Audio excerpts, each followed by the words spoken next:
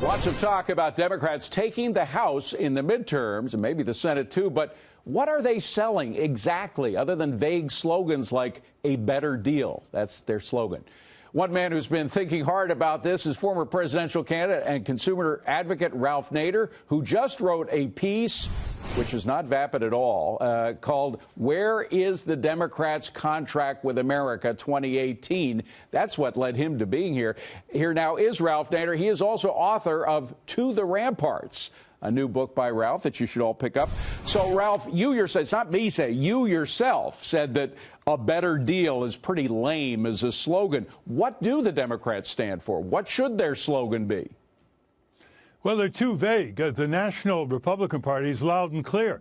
They want to get rid of Obamacare. They want to freeze or get rid of minimum wage. They want to deregulate, otherwise known as non-enforcing environmental. They want to keep the economic boom going as strong as it's been, yes.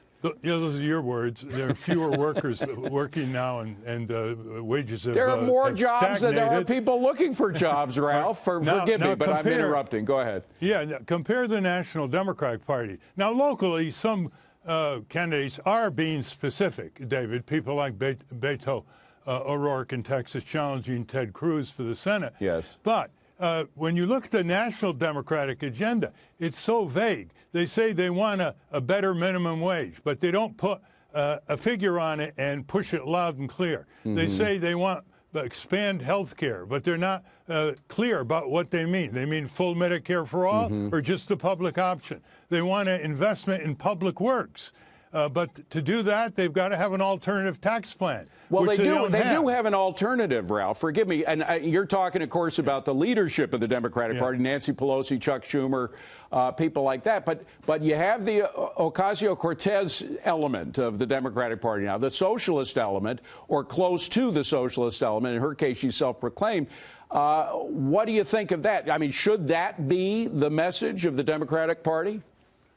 Well, certainly that rings loud and clear with tens of millions of people. You know, you've got 80% and it scares the hell out of me, but it does ring clear. It's true. Go ahead. The problem, David, as you know, is that the old guard Democrats are still in charge of the Democratic National Committee. Right. I can't even get through to Tom Perez, the head of the Democratic National Committee, to have a discussion with him for a year. Well, he's the one who said that Ocasio-Cortez is the future of the party.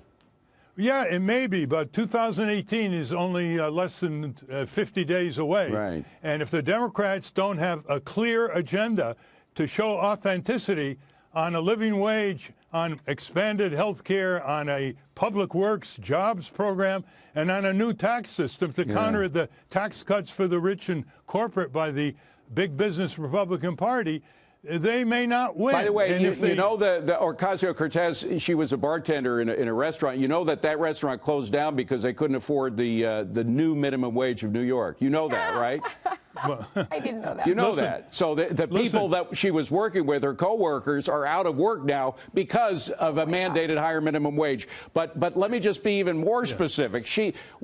Folks have added up all that she's been asking for. Medicare for all is going to cost trillions of dollars over the years. It all adds up to about $40 trillion, the socialist agenda.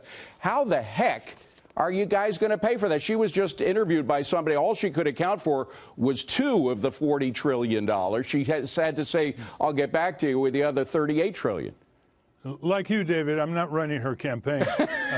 I can show you that if you get rid of corporate welfare, debloat the military budget, which is a runaway, unauditable budget, return the corporate tax rates to the prosperous 1960s, you're going to pay for a lot of public works and bring the minimum wage up for inflation adjusted. You know, the 30 million prosperous workers 60s, by the way, because today. the prosperous 60s was prosperous because of the JFK tax cuts, right?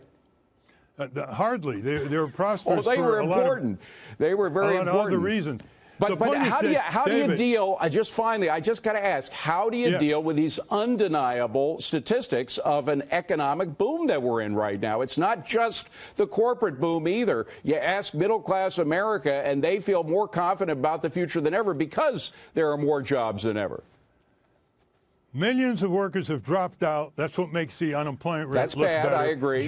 Wage stagnation And poverty It's is getting better. endemic. Just look at all the reports. Massive poverty in this country. Half the people are poor.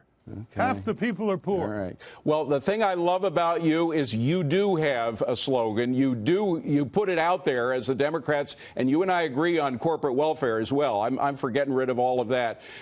In fact, I think we should write a book someday about corporate welfare. Maybe we'll get somewhere on that. And cracking down on corporate crime, David. Sounds good Wall to me. Street Journal reports a lot of it. Sounds good to me. Ralph, good to talk to you. Thank you very much. Please come back and see us again, okay? To the ramparts. That's his book.